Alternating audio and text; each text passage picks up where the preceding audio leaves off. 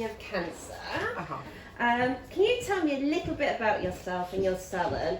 I know you as the most amazing sought after colourist in London, and I have the pleasure of you doing my hair all the time.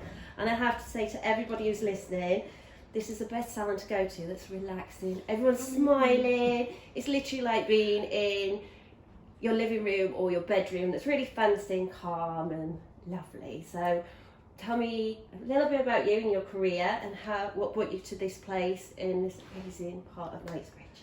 So I have been a colourist now for more years than I care to remember. It's probably coming up to almost 30 years, to be fair. I started off my career in Tony and Guy. Then I decided I want to elevate, so I went to Vidal Sassoon and worked with them for many years. Because you were so talented, someone came along and went, right, I'm taking you on with me, did they? Then I was approached by somebody who was going over to an amazing salon at the time in Chelsea with Josh Wood and John Vial and so many other amazing stylists and colourists in Chelsea, and I worked with them for 7 years. Since then, I've had maybe a little bit of a sporadic couple of years. Ended up managing a salon and a team in Notting Hill. Then we had the pandemic, so it was kind of like, okay, so this is my time to decide on where I'm going to go as from now, because there were changes, everything was changing, you know, I wasn't necessarily happy, and I've been told for many years by clients, you should have your own, you should have your own. Luckily, the pandemic allowed me to open my own salon in Knightsbridge, and that's because obviously, you know, it was quite competitive, and here we are a year later. We've survived the pandemic. The hardest year ever. The first year is always hard anyway, but it was obviously even harder than ever because of the pandemic, and have put together an amazing team. I'm very blessed because everybody is amazing in what they do, whether it be beauty, whether it be styling, colouring, whatever it is, whether it be managing the salon. Everybody is really on board and on point with what they do. It's very much girl power when you walk in here. Very much. And I love the fact you get the vibe straight away. Yeah. It's women supporting women. Definitely. The minute you walk in, that's what you feel. Yeah, definitely. For it. What made you specialise in colour? What made you not want to do the cutting side and the blow drying side? I've always been more interested in colour because I feel that I was able to express my creativity through hair colour, and also being able to visualise beforehand what colour suits who, what skin tone, what hair type, basically what's best for you. And I would say, I'd like to say that I'm very individual, so your colour will not be duplicated or replicated on any other client. Your colour is your colour. And also everyone's hair texture is different, and how everyone looks after their hair and face shapes, skin tones, that all plays a role in when you're colouring someone's hair, doesn't it? It does, and that's the main thing about this salon, is that it's a salon for everyone in terms of, you know, the whole luxury end for textured hair as well as, you know, straight hair.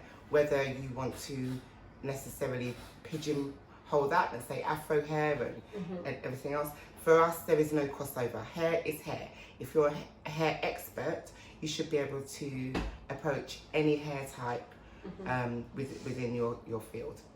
I like your salon as well because you and your staff also educate you. So for myself, I came in, my hair wasn't so great, but you advised me to get, and I love the fact that you like the hair story, that you go on that journey with your client. It's not just you come in, you do your thing, you go. You travel with them to get it to exactly where they need to. You don't do a quick fix. No. and there's a rapport there. Yes. And there's an interaction, which you don't always get. Yes, I think that, you know, again, it goes down to creating that individual journey and look for you.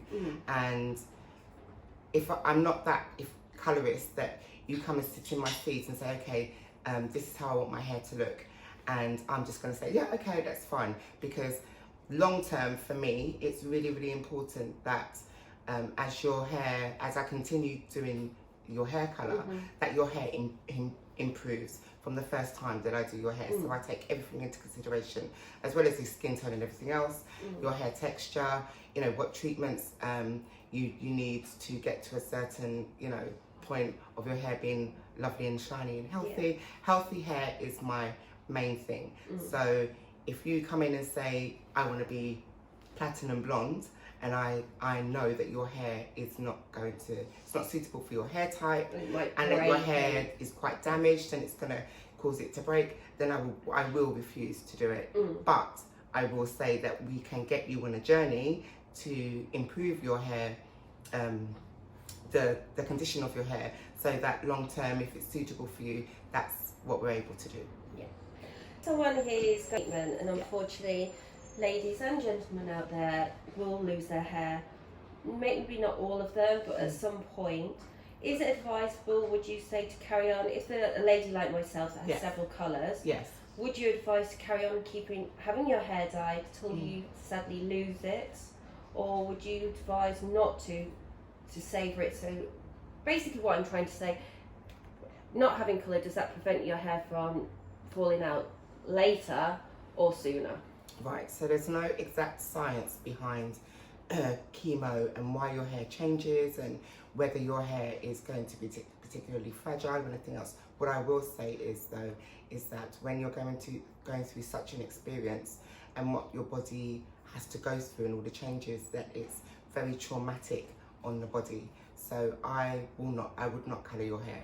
If you were going to start chemo, I would not colour your hair. I would actually refuse to do it, because chemicals on top of chemicals that you're already putting through your body, common sense would tell you, as a hair expert, you could be adding to, you know, the stress of your hair. So I wouldn't suggest it. Would you put an organic one on or a semi-permanent on if a lady came to you and it was a massive part of their identity, and actually to them it'd be worth not having their colour than to go without it? Like, going without it is just something they couldn't deal with at that present moment in time. Would you be able to advise going for a more natural effect, so they can still have their hair colour, so they still own that piece of their personality, their identity? Because as a woman, our hair and brows is a massive identity. So how would you get around that if they insisted on putting, please, Jo, you've got to colour my hair? Is there a way that you could get around it so they could hold on to that identity a little bit longer? Yeah. So obviously I would, as I've just said, that I will always have my clients on a hair journey. So I would always completely break down and explain to them why I suggest that you wouldn't colour your hair. In terms of having a semi on your hair, I would also you know, explain that semi-permanent, a true semi-permanent, doesn't have any chemicals in it at all. But all it does is sit on the surface of your hair. So you can't necessarily change the lightness of your hair, but you can change the tone. And if I feel that that's going to be suitable for the client, then yes, we could definitely do a semi. Anything other than that with chemicals, no. And in your salon, is there any nourishing treatments that you can put on the hair post-treatment, and then,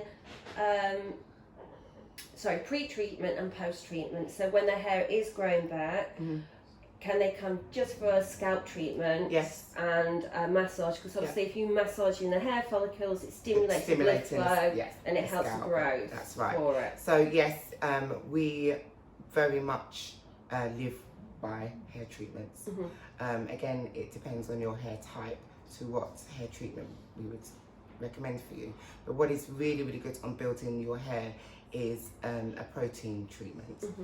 So you can have a protein treatment maybe once a month, because then what that does is it rebuilds the bonds in your hair, strengthens it, and you know, it could help with the stimulation of your hair growth and losing your hair. And when the hair growth comes back, often in many ladies and Yeah. gentlemen actually, it doesn't grow evenly. You'll find that you'll get a certain area that's a little bit longer, that's growing a little bit more rapid Yeah. than a certain area. Would you advise for them to keep shaving that off so it starts growing at even pace, or would you trim certain areas? What would be your advice to these ladies of how to get an even growth? So what happens is that after treatment, if you lose your hair as your hair starts to grow back, you can get what they call chemo curl. And again, science has not explained why your hair is curly when it grows back, or the texture might change when it grows back. But from my perspective, it goes back to trauma in the body.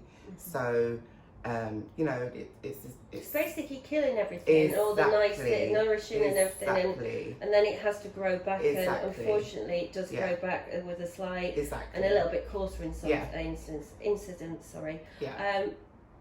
Ingrown hairs, is that something you think women should have to worry about when they're growing back on their hair? Ladies I've come across haven't had it, but is that a possibility? And if it does, because it's not advised to use exfoliators because that's very drying on the skin, is there a different way to combat that, or do you just let it go? No, you know what, the best thing to do is just to go with your hair growth, and whatever happens.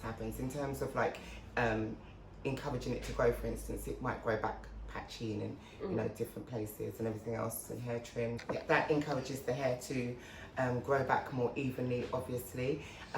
It's not necessarily guaranteed that you're going to get ingrowing Viviscal for hair growth, which is fish omega oils. It is really good. I've actually seen the results of that. That's always really good. Natural supplements for the body to encourage hair growth. And it's all about finding something that works for you. Some people don't necessarily want to go down the completely natural herb route and, you know, start taking dandelion and burdock, for instance, or whatever it is. That as a child, but that was a pop up north, not something herbal. So whatever it is to help stimulate the hair growth, and might want to just take, you know, a Viviscal tablet because it's easy and it's convenient. But Viviscal for me is the best thing to encourage hair growth, and also stimulating your scalp, massaging a lot more, you know, rehydrating your hair and scalp. Natural argan oils are really good, avocado oils. Would you recommend putting pure avocado, as in mushing up an avocado and putting it on your hair? Oh, that is my go-to for rehydrating your hair. And olive oil. If your hair does happen to grow back and it's very, very textured, is to keep a spray bottle in your fridge of natural water. Put in like a blender or NutriBullet with half an avocado and either argan oil or olive oil, whatever oil it is that suits your hair type. What about coconut oil? Coconut oil, no. Okay. I'll explain to you about that in a minute and why. And every morning, literally just misting your hair every morning. Any hair type? You can do that on any hair type? Any textured hair type. Texture, okay. Yeah. And what that does is hydrate and moisturize your hair. You'll literally see the difference in your hair. Your curls will be really, really defined. Really? Yeah, it's really, really good. I've seen it, you know, actually change. And how long can you keep, would you say, to keep that in your fridge before making a new batch? A week. A week, yeah, and then a week. throw that out. Yeah, do a new and then one. do another one. Okay. Yeah, but I swear by it. In terms of coconut oil, what people don't seem to realise is, yes, coconut oil is natural, and you know, it seems like you're doing your body really, really good, whether it's, you know, oils or creams on the skin. But what the problem with coconut oil is that the molecules in coconut oil are too big to be absorbed. So what it does is sits on the surface. It's a little bit like Vaseline. Exactly. Vaseline, just sits on your surface. It just sits on the surface. So then afterwards you feel, oh, actually my hair feels a little bit dry, or my skin feels a little bit dry. Oh, okay. And it's because it's not been able to absorb everything that the coconut oil has. So Right, so cocoa ingest it and drink it, but it's not really doing much good when you're putting it on your hair or your skin. Okay. Yeah, I know people probably, the industry out there will probably want to kill me for that, but it's the fact and it's the truth. What products would you recommend to help speed up hair growth after treatment? Obviously, like with your lashes and brows, there's serums out there that stimulate and make them grow a bit quicker. Is there any products out there, or is it just general looking after yourself, taking vitamins, massaging your scalp? Yeah, it goes back to what I was saying before. There's no quick fix. There's no quick fix. There's no quick fix. Just you know, really looking after and maintaining the condition of your hair and feed the body, feeding the hair. And with black hair, because the texture is different to Caucasian hair, what would be your advice on them when their hair's growing back? Because sometimes their hair can be a little bit more delicate. Right, I'm going to surprise you here. Okay. Because not enough of us hair experts are actually saying this.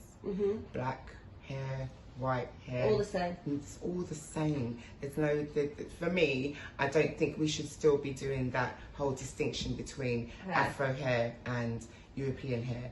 It's hair. It's textured hair. Textured hair. So you can have somebody that's European that has really, really curly, coily, textured hair.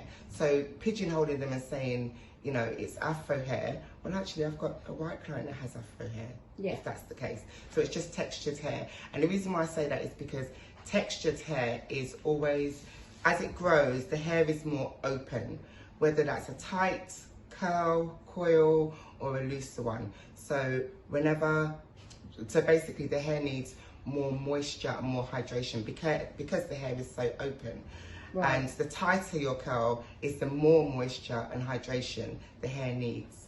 Okay. And also because a lot of ladies out here at home will find that their hair's growing back curly. Yeah. So if they're used to having like very poker straight hair, or sometimes like I call candy floss hair, like baby hair. Yeah. And then all of a sudden they've got this thick, coarse hair. Yeah. What are your 2-3 steps of how to look after it, because they're going, oh my god, what is this? What am I going to do? Like I said, it goes back to what I was saying, hydration. The hair is more open, and also the myth is that textured hair is stronger. Actually, it's not, because the hair is so open. It's more fragile than it is. Is it more porous as well? It's more porous and it's more fragile than straighter hair. So you've really got to be careful what you do to it in terms of chemicals and styling and, you know, hydration. Just leave-in conditioner, is that a good thing to use on it, or is that something that you would as long as they're the right leave-in conditioners, because anything that's got silicone, parabens, sulfates in them, steer clear of, because all that's doing is coating the outside of the hair and making you feel like it's actually doing something. It's not doing anything. No. So anything that's got that are free from all of those, then yes, you can use leave-in conditioner along with the spray that I told you about. The natural one. It's really good. Great. But basically, there's no rhyme or reason of how your hair is going to grow back, or why it grows back a certain way, and whether you're going to get ingrowing hairs or not. Where ingrowing hair is concerned, hair, wherever it is on the body, you treat it the same way as on your head, which is what a lot of people don't seem to realise. I think our hair is the most neglected hair on our body. Yeah. I.e., we think that we can do whatever we want to it and it'll be fine. Whereas when you do waxing or you do eyebrows, you take so much more care. It's the same hair. Yeah. It's the same hair. Same principle. Exactly, same principle. So, you know, it needs moisture, hydration. You know, if you've got ingrowing hairs, like you would anywhere else, you would, you know, take whatever steps that you would to avoid it, or probably to not do what I do. I get a pair of tweezers and gouge it out. I advise at home, do not do that, even though it's very tempting, because you will get scarring and pigmentation. Exactly. Which you don't want. Yeah, so you don't want to do that. home. You don't want to add to any more trauma to the hair or the hair follicles and your scalp. Yeah. So if you do get ingrowing hairs, then always go to a more of a specialist that can help you with that. Yeah, right. Would you advise, I think I already know this answer, but I will ask it anyway, pre and post using bleach on the hair? If you get someone comes in and their hair's grown back and they've got a nice 2 inches of Yeah. short hair, and it Yeah. is quite funky and cute. Yeah. You get to Yeah. experiment, and I Yeah. think women should, as it's grown back, because it's Mhm. new, you'd never Mhm. have your hair short. Yeah. I personally would say to, and obviously you're the colourist, would Yeah. you embrace colour? Try it out because it's short. You'll never get to do it again. Right. So no. Yeah. You would not want to bleach the hair before, you know, any And the treatments that you're going to get, chemicals, and the chemicals. Post, you would always at least wait a year to do anything to the hair afterwards anyway, which means that your body has disposed of most of the toxins and anything else that's been put in your body, and you've allowed your hair to grow back, so you kind of know what your hair pattern is, texture and everything else. Allow your body to settle down first before you do anything. In terms of bleaching the hair afterwards, a year afterwards, I would say go for it. Go for it. I've done quite a few ladies that, you know, their hair's grown back and it's a different texture, and you know, they don't mind it and they want to keep it short. You've never been blonde before, and because everybody can wear a blonde. Yeah. It's about wearing a blonde that is suitable for you, because there are so many different tones of blonde. That's a little bit like a red lipstick. I always say anyone can wear a red lipstick, and they go, no, and I'm like, no, you just need to get the right tone. If you get the right undertone, that's right, you can wear it. Exactly. So try it. I definitely say try it. Go for it, because that's, you know, it helps with it will help with your mental health. It will help with how you feel about your hair, and embracing what your body is going It's through. kind of embracing a new you. Exactly. You've gone through all this trauma, and you're embracing a new identity. That's right. But you can change it a little bit, but you're owning what you've gone through. Exactly. And you're obviously going to be even stronger. Yeah. And you can do something different. Yeah. I'm a true believer in what you feel on the inside, in terms of your mind and your body helps with, you know, repairing your body, and as well as obviously, you know, keeping you sane. So if it means that, you know, you want to do something a bit out there that's going to help with how you feel about yourself, then go for it. Why not? Yeah. They don't have the luxury of having a Jo in their life or a salon close by, so they rely on home dyeing kits. Yeah. Obviously, as you said before, do not dye your hair while going through treatment, but post-treatment, which are your go-to brands for? And I know you're smiling at me going, you're going to go there, Deb, and I don't want you to, but I am.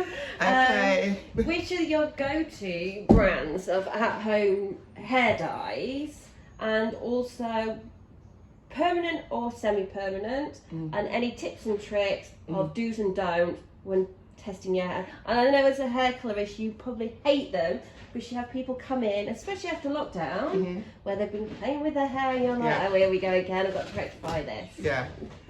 You want my honest advice. This is all about honesty. Honest advice. Okay, there is not one brand out there that I would recommend you use. Okay. There's not one. I wouldn't recommend anybody to colour their hair at home.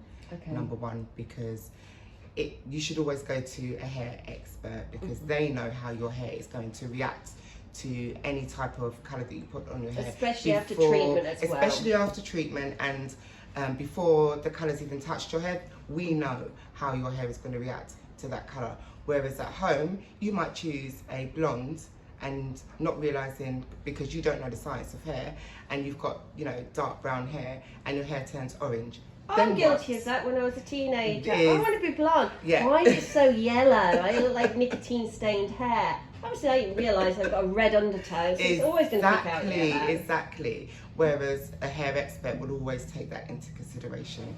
So, sorry, I don't recommend anybody colour their hair at home. Even with the semi-permanent? Even with a semi-permanent. Okay. Semi-permanents, I find that unless you get it from, and even then you've got to be careful, from Holland and Barrett, for instance, they always seem to have some type of chemical in them. Right. Is there no plant-based ones? So there are more out there on the market, but again, go to a hair expert and ask their advice, because 9 times out of 10 they will have in their salon something that doesn't have any chemicals in it. And if someone lived in a remote area and they came to visit you once, and they wanted to go down the route that their not able to come into London, Yeah. would you be able to advise, and then they purchase the Exactly. semi-permanent from yourself, that Yeah. you can give them directions? Yeah. They can take it home, or they Yeah. can reorder from you. That's right. So they don't have to trek into London, That's but they right. can still have the luxury of. I think people need to remember we're hair experts for a reason, and we don't. For instance, we don't work with, you know, names of colours. We don't think, okay, I want a red, I'm going to choose that red and put it on the hair. That's not how we work. It's a science. It's a whole science behind hair colouring, and so I would know what number to put on your hair to get it to look how you would like it to look. Yeah. So yeah, it's always best to go to an expert. Can you tell us your Instagram, so people can come to your Instagram and get some of your top tips of when going through treatment? Yes, our Instagram is Jo Johnson Ltd. We also have a TikTok, Jo Johnson Ltd. And also, obviously, you can go onto our website. And what are your opening hours, and where are you based in London? So we're based in Knightsbridge, which is literally 3 minutes from Harrods around the corner. Opening hours are 9 till 7, Monday to Friday, and on a Saturday 9 till 6. And can people book in just to have a one-to-one with yourself? Yes, they can. And start a journey with your hair journey? Will it be post cancer, or will it be pre-cancer? Or if you're just a lady at home who wants to come with your mum or sister and do a one-to-one with you together and have a pampering afternoon, can they do that? They can do that. They can do all of the above. Also, in the pandemic, I have gained quite a few clients that have not necessarily been based in London, and I've been actually doing Zoom consultations with them. Oh, okay, great. So we can do that too. Okay, great. It's fine. I will get you on your hair journey. Amazing. Every lady needs a Jo in their life. I can vouch for that. Thank you so much for your time and letting It's a pleasure. To you. Pleasure. And yes, thank you very much. Thank you.